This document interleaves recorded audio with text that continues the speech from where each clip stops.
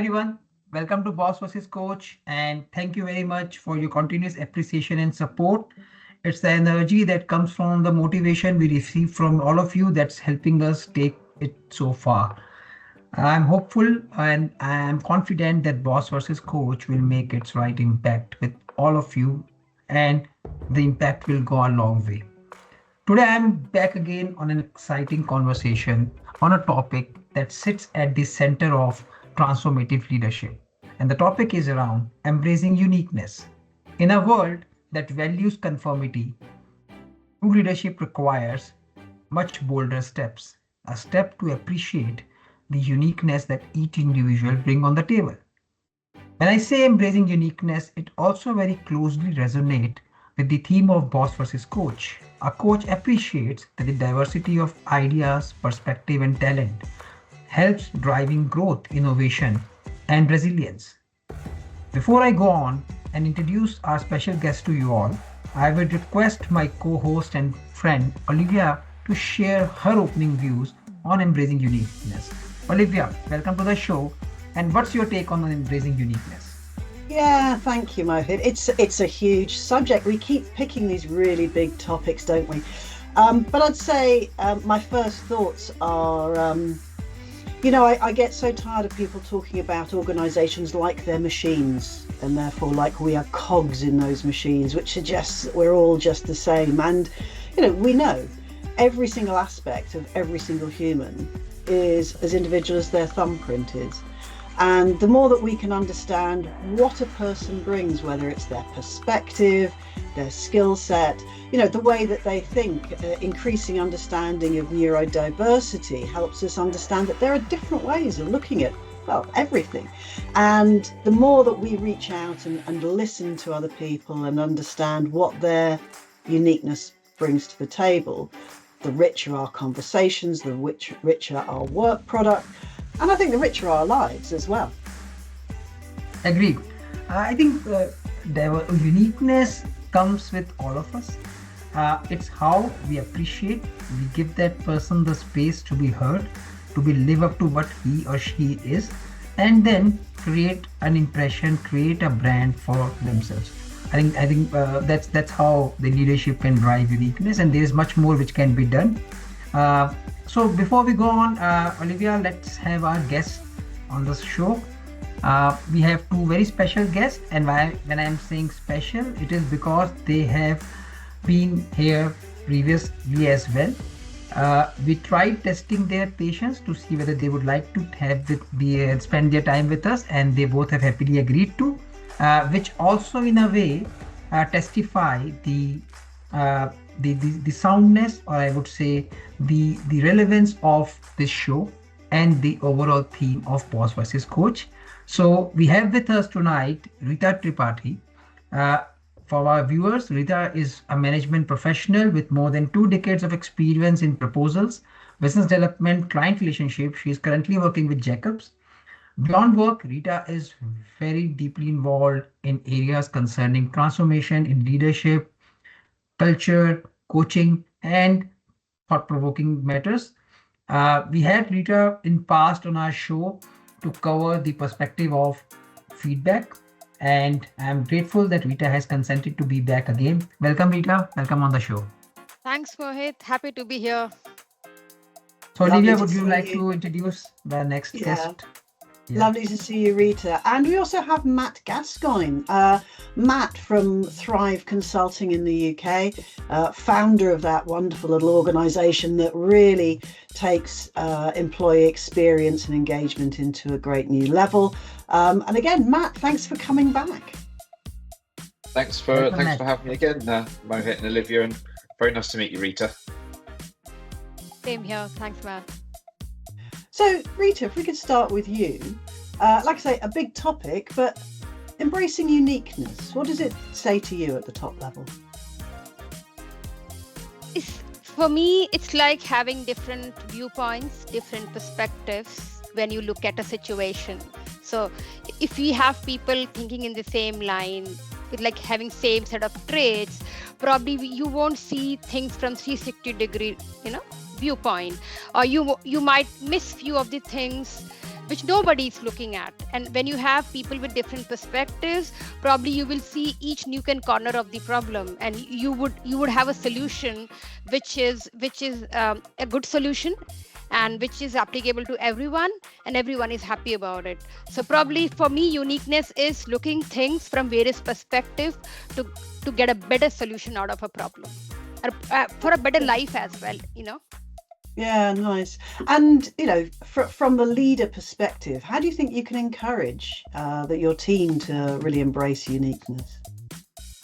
To me, it's just that giving that space to the person to come out as a unique person, to share his or her thoughts whenever asked for, or even if we are sitting in a setting where you will find few people are outspoken, you will find few people never talk, and they will talk when they are like asked questions. So probably doing very simple things like, when somebody is always taking that shine when talking in the team setting, and someone who's got a very good perspective, but because of their introvert nature they are not talking about it, probably just ask that person, what is your, for example, if someone is introvert, hey, what is your view on that, would you like to share something? And when you encourage people to talk, then people come up with their perspectives and with their thoughts, and then that really makes the entire discussion very fruitful for everyone. So nice. You can start from simple things like encouraging people to talk in a setting. Nice. True. Thank you. So Matt, what about you? What does embracing uniqueness look like in the Gascoigne world? Well, it's such a big topic, isn't it? I mean, it's a huge area to think about, but one that gives a real richness back to the organisation.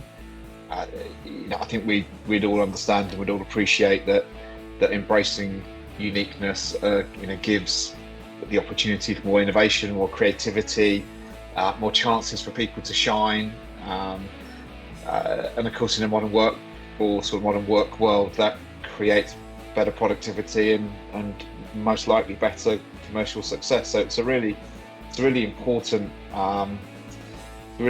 lever, but it's quite a difficult stepping stone, isn't it, to go into those areas of confidence to be able to allow uniqueness to flourish.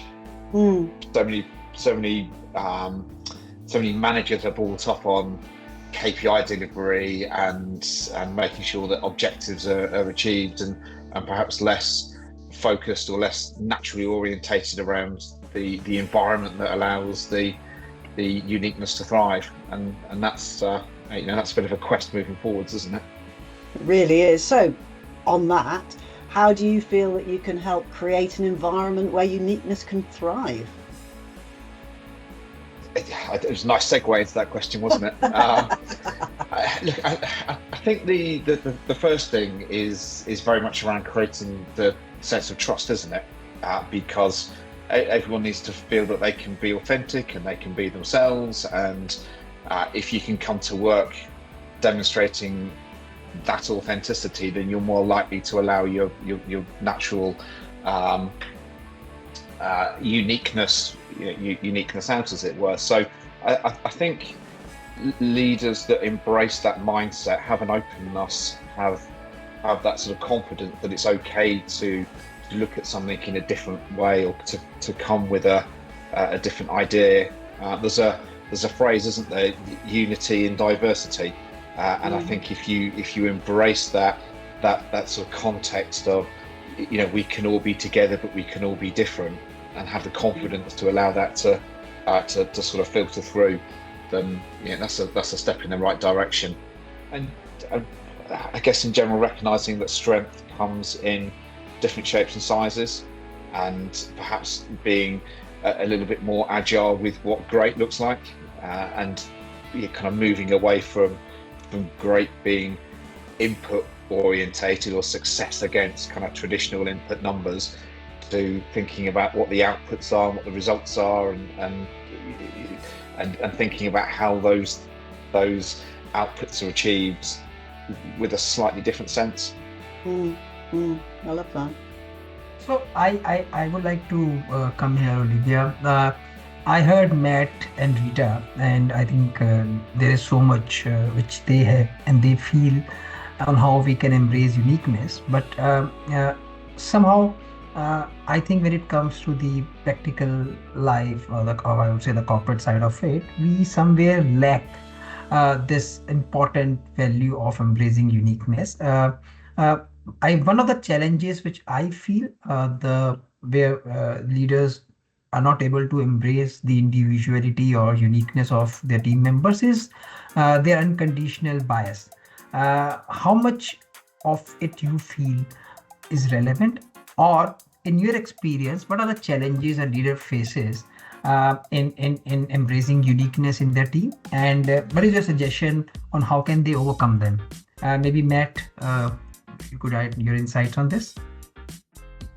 I mean, it's another good point, Mohit. I think there's research out there, isn't there, that talks about the self-awareness of leaders, and it's an incredibly high number. 95% of leaders think they're incredibly self-aware, and actually the true number is somewhere in the region of 15%. So I think, removing bias starts with understanding yourself and understanding how your behaviors as a leader allow people to flourish, or in some cases not. And I think an underpinning of that is a natural opportunity to reflect and to think and to consider how you've performed as a leader, how you've performed as a coach, moving into that mindset of coaching rather than telling, and if you can get into that headspace, if you can give yourself that opportunity, then you've got more chance of success. I think seeing uniqueness and seeing diversity and creating the conditions for that doesn't necessarily guarantee that you'll get the results from it. You need to take the benefits of a more diverse workforce or more unique workforce and turn those into tangible activities. Just by being unique doesn't guarantee success, does it? So Olivia, I heard self-awareness and also that we need to challenge our bias. What's your take on it, and what do you feel a leader should do to make sure that he is embracing uniqueness, he is giving everyone their individuality, their self, to shine out and be what they are? Well, at the risk of repeating myself, I think it comes back to mindset. I think if you have a mindset where you believe that whoever we are, we can grow, we can adapt, we can change, we can bring new ideas, that no one idea or no one's ideas are sacrosanct. There is no perfection in this world, and so all we're doing is trying to make things better.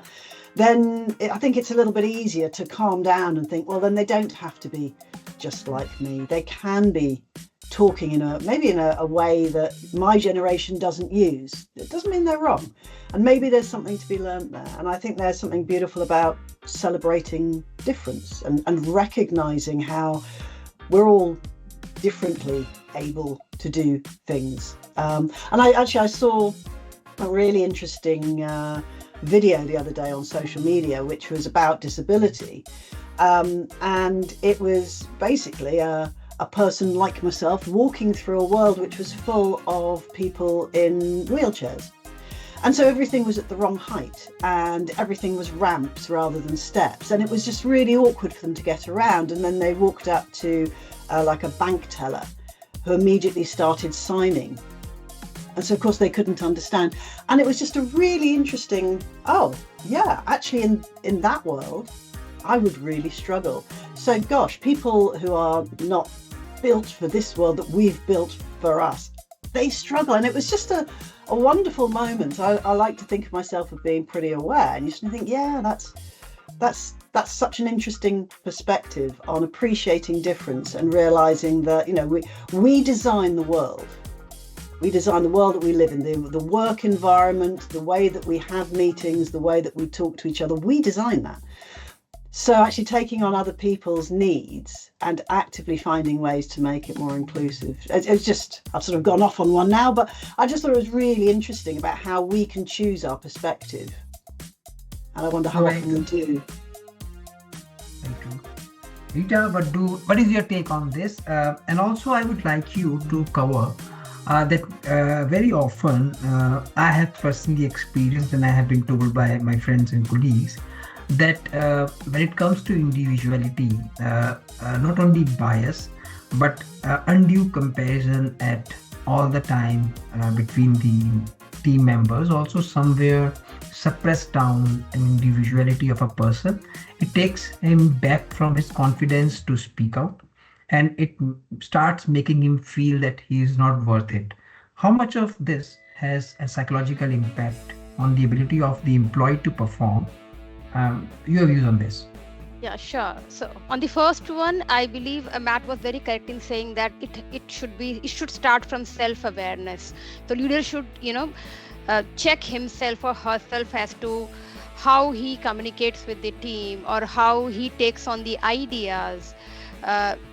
Does he just brushes off the ideas which he doesn't think is good, or he is welcoming all those ideas? So it has to start from there. And when you do that, you create a psychological safety net for folks to come up with the idea. So you can start with saying that, hey, no idea is a bad idea. Or even if I say something that's not written in this tone, I might be wrong.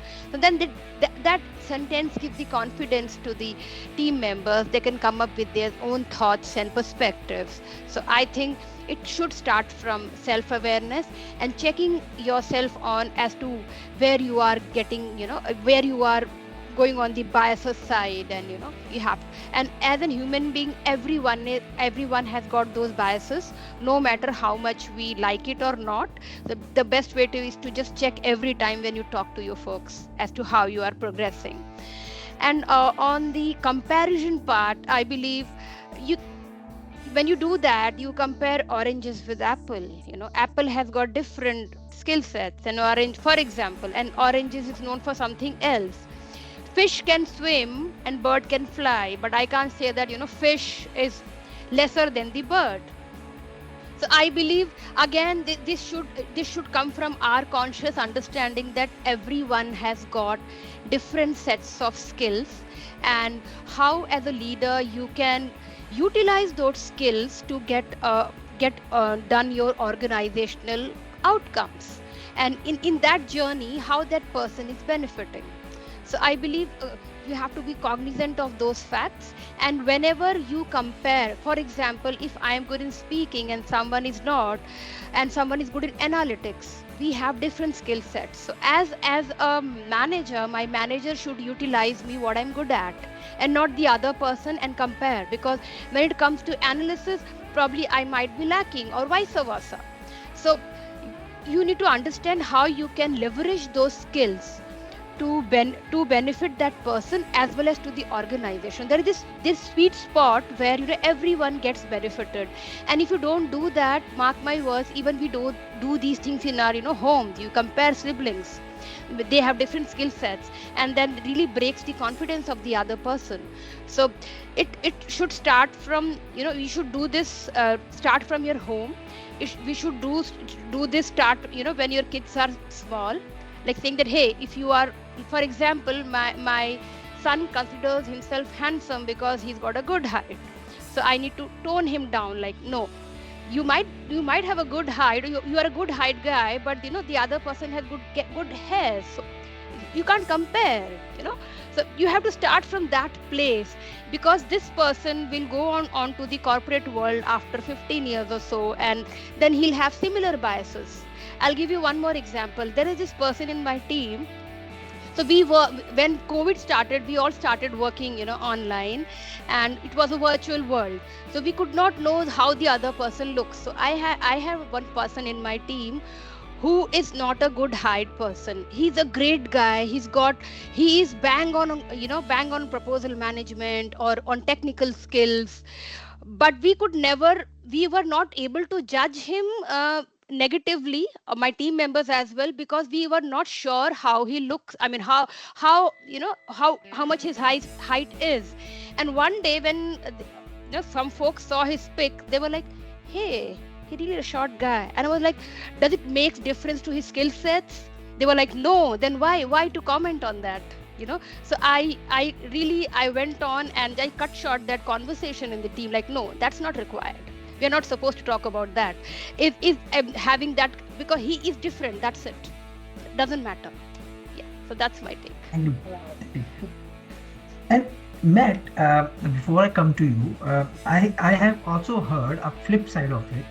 Many leaders and many bosses have came to me and they say that through comparison they try to motivate others to become better.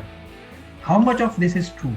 Is this habit of comparing, is this habit of suppressing voices by putting one at the top, motivates others to become that voice, or do you feel it kills out the other voices in the team? There's two things that I really believe in, and one of those is surround yourself with people that know things more than you do, are better than you. You can learn from them, and you can develop. On the back of that set of people that you surround yourself with. And the second thing is, as a leader, one of the things that you should be doing is developing someone into your job. Almost doing yourself out of a job. In the sense of kind of pulling people up and kind of that knowledge transfer and passing that on. So, I really do believe that the sign of a good leader is embracing those two things. And if you embrace those two things, and actually just connecting it back to the point that Rita was making, you're looking at strengths in the team that are around you. And if you're leading by looking at strengths rather than correcting weaknesses, then your team is going to come forwards, and you're going to be creating the environment and the conditions that allow all individuals to thrive and create opportunity. So Mohit, I really do believe that surrounding yourself with great people is a good step forwards. No, well said, Matt. And Olivia, that brings me to another thought. We have covered a long conversation, and we have covered about what leaders need to do to embrace uniqueness. Is there any insight that you would like to share, which a individual can do to be what he is, or to bring out his uniqueness on the table when he's working in a team? An interesting one, because I do think to a degree it does depend on the environment. I think if you're in a place where everybody looks and acts and speaks the same, it becomes a lot harder to be authentic. But I could say, at the risk of being generationalist, that I think that the younger generations are better at being authentically themselves certainly than mine. We were very much conformist and all wanted to look alike and fit in more. And I've been overwhelmed by the honesty and authenticity of a number of people I know in their 20s and 30s who are unashamedly themselves. And whether that's to do with their background, their education, their gender, all sorts of things. And they're just like, well, this is who I am. And these are the skills that I bring. I think that requires a lot of bravery. I think maybe from my perspective, it requires more bravery from theirs, or maybe they just have more than I do. But it's been kind of interesting to see how generationally, I think that there is a shift in how people are more prepared to stand up and be themselves. I agree. Matt, anything which you would like to share as to how one can live up to their individuality and how can they make their voice being heard? So building on Olivia's point there, and I do think that there is strength and confidence in being yourself and allowing that authenticity to come through. But I think as a leader, recognizing that there are many different people that will be in your team and in your environment, and people that you need to influence, and that probably or will take 3 or 4 different leadership styles to get the message through. So one size definitely won't fit all, and leaders of the future, great leaders of the future, will need to understand and need to have 3 or 4 styles in their locker, because they'll need to appeal to 3 or 4 different types of individual in their team. And that's changing, isn't it, in the face of new generations coming into the workplace that want to be treated in a way that previous generations haven't. So a top tip is to think about those styles and how you develop those styles and can flex between the 3 or 4 ones that you're confident with. Agreed. Rita, anything from your side on this? Sure. I wanted to add, um, no, no matter how much you say that what individual can do, but I think it is the responsibility of the leaders and the organization to create that space where people can stand up for themselves. I agree with Olivia that this generation is more outspoken in terms of what they want to do and what they don't want to do.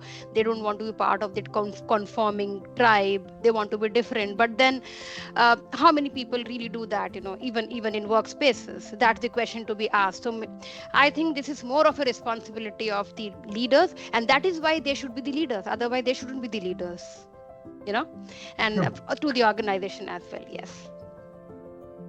So, Olivia, we heard such exciting views, and I think the conversation has flowed on very well. What's your take on this?